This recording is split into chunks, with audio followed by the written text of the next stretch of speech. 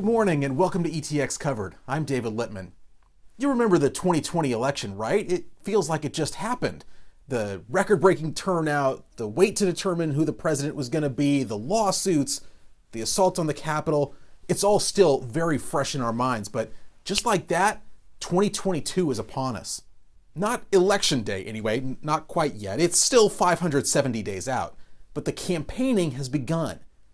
Every Texas representative will be on the ballot, and all the major statewide offices are at stake too. Governor, lieutenant governor, attorney general, and more.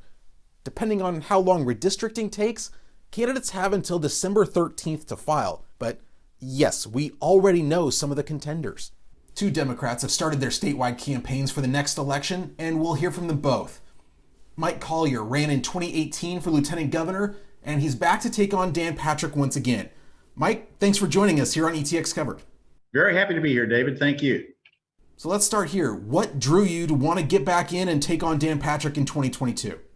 Yeah, so David, first of all, I really appreciate the opportunity to visit with you. So I've been traveling around the state now for years, talking to Texans of all varieties. What Texans are really looking for, David, in a lieutenant governor is somebody that will just solve problems, and the problems are piling up. COVID made things worse. We still don't have permanent funding for public education. We still have a property tax problem. Then comes COVID, and their response was just awful. And then comes the grid failing and the rest. And so Dan Patrick doesn't work on solving problems. He works on making headlines, and he's a sensationalist. I, on the other hand, come out of the business world. I solve problems for my clients for a living, large, complex problems. Would love to see the state as my client so that we can work on solving these problems. And Texans are responding, and that's why I think we can win. You came to Tyler for a couple days this week, and you've been all over the state as you're kicking off your campaign. What do you hope to accomplish by starting with this kind of a statewide blitz? Well, we're going to spend a lot of time in rural Texas. That's where we started. That's where I am today. A lot of votes in rural Texas, a lot of Texans, and Republicans take these places for granted. I mean, Dan Patrick doesn't come out here and talk about hospitals closing. He doesn't talk about our public education system. Public schools are a huge part of any rural Texas community. Doesn't talk about broadband. Doesn't talk about the things that folks in rural Texas care about. I did very well in rural Texas back in 2018 because I talked to Texans about the issues that we all care about. And so this campaign is going to be very much like that. Not only do you have to come to a place like Tyler, Smith County, to talk to folks in surrounding counties, not just to talk at them, but to listen. I mean, this is how you know what's on people's minds. This is how you tailor government to make sure that it meets the needs of the people who live here. That's what the campaign is about. That's how I'll be as lieutenant governor. I'm curious for your thoughts on wanting to get in this race right now. I mean, we're almost a year out from the primary, 18 months from the general election. What went into the decision to start campaigning this far in advance? Well, I think there's two reasons, David. One applies to all candidates that might wish to run statewide. One applies just specifically to the lieutenant governor. As to all candidates who might wish to run statewide, it's a big state. I mean, you've got to cover a lot of ground. If you look at Beto, when he launched his campaign, he launched very early in the process. So did I 4 years ago. So those that are running for attorney general are out there campaigning now. As to my race in particular, the legislature is still meeting. And it would be bad form for me to just wait and allow them to make all the mistakes and then go around and say, look how badly you hurt people after they've hurt people.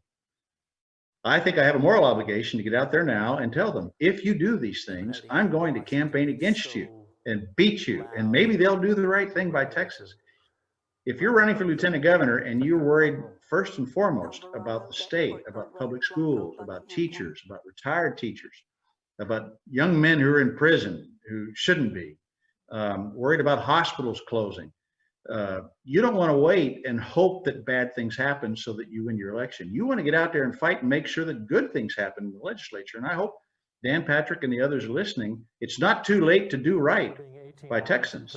My entire campaign is going to be on display so they can decide whether they're going to do right or not do right by Texans. And if they don't, then I'm coming after them. Is it also an attempt to curtail the thoughts of other potential candidates for lieutenant governor to get out now, to start your fundraising and start your messaging this early? Oh, listen, primaries are good. Primaries are a good thing. They're good for a party. They're good for a community. No candidate wants a primary opponent. I mean, we're human, right? But primaries are a good thing because the most important thing is that we want our best person to be nominated and to run. And so there's nothing to prevent somebody else from putting their hand up and saying, I have a different point of view. I'd like for the Democrats to consider me. Like I say, no candidate looks for that. No candidate really wants that. But I accept that it may happen. And if it does, we won't be campaigning against each other. We'll be campaigning with one another. We'll let the Democrats make that decision. I had a wonderful, wonderful opponent 4 years ago, Michael Cooper. He's a good friend of mine. We enjoyed campaigning together. And I think folks saw us together, saw how much we liked each other. They appreciated the fact that it wasn't Democrat versus Democrat. We just wanted to make sure that our party made a good decision. So, yes, I hope I don't have an opponent. But this is a primary. We want to do what's right for the state. We'll have more with Mike Collier in about 2 minutes, including why this race will be different than 2018 and how being part of the Biden campaign this past fall will influence his upcoming campaign. So stay with us.